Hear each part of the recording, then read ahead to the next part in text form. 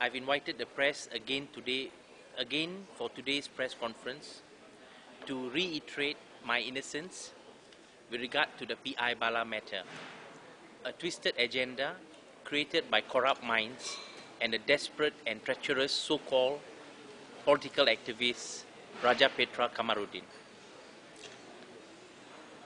The truth has already been proven, and the so-called evidence displayed in the Malaysia Today is purely a pack of lies created by Raja Petra in his desperation to seek the media attention, as obviously he has run out of true stories when he ran away from Malaysia. I asked the Malaysian public, shouldn't all of us know the real truth about Raja Petra also? This is what he was when he first started Malaysia Today, a blogger who exposed what was happening in the Malaysian political sphere with 60% true info and 40% spins. An individual who was well regarded by those who knew him, as he wanted to awaken the Malaysian public about our country's politicians and their doings. An incorruptible nationalist with passion to support our country from getting too corrupted. With exposure after exposure being fed to the Malaysian public on the wrongdoings of the political elites, both in the government and opposition, Malaysia Today under RPK's helm became the most lethal and powerful political bloc in Malaysia. It all changed suddenly when one day a very popular chronicle of an aspiring young politician vanished from Malaysia Today in 2007. All of us in the know realized that RPK, the incorruptible nationalist, has now been bought. Henceforth, every article and comment which defamed or exposed certain prominent people who had the financial strength to pay RPK a tidy sum could get their article and comments vanished from Malaysia Today at the right price. Hell, even I paid a common friend 50,000 ringgit and a new Sony laptop to get my article removed from Malaysia Today when I met him. I believe all Malaysia Today,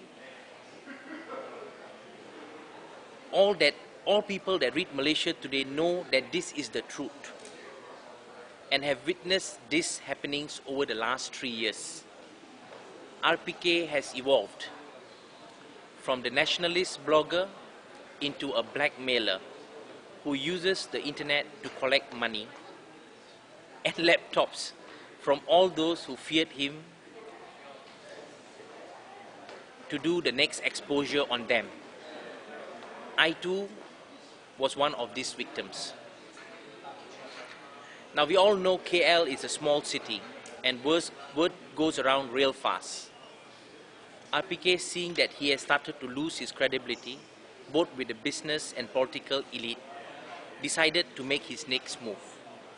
Not realizing that against all odds, he has chosen the wrong horse and stepped on the wrong shoe all at the same time by attacking not only our then DPM, Datuk Sri Najib and his family, but the entire key faction of the Barisan Nasional government. Hoping that being thrown in for ISA would make the Malaysian public rise against the government, he was deeply disappointed when the general public chose to remain silent, knowing very well that both RPK and Malaysia Today were no longer a nationalist neutral website protecting the common man against corruption, but in actual fact just as corrupt, if not worse, for blackmailing the business and political community to pay up or risk being exposed. It's true that the Malaysian public has strong sentiments, but we are neither stupid nor unaware. Shady opportunities like RPK will not and do not deserve our true support.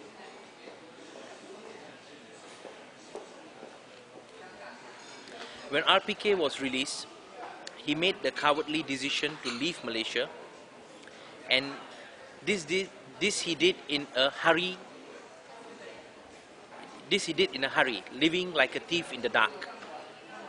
Finally emerging in London a few months later, cigar puffing and pretending to be God's messenger to rescue Malaysia. For a while, RPK seemed to lean towards the opposition, but knowing that his financial numbers was dwindling, he decided to go for a three-pronged strategy to get his financial act together and at the same time serve his egocentric appetite to be the savior of our great nation.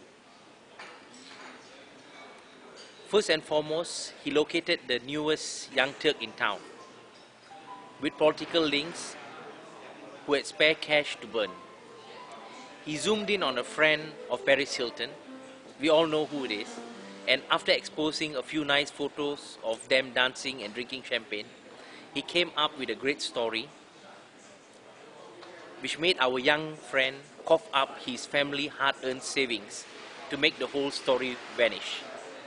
English style, of course, where the photos and articles in Malaysia Today suddenly disappears and is replaced by someone who claims to be the brother of this young Turk.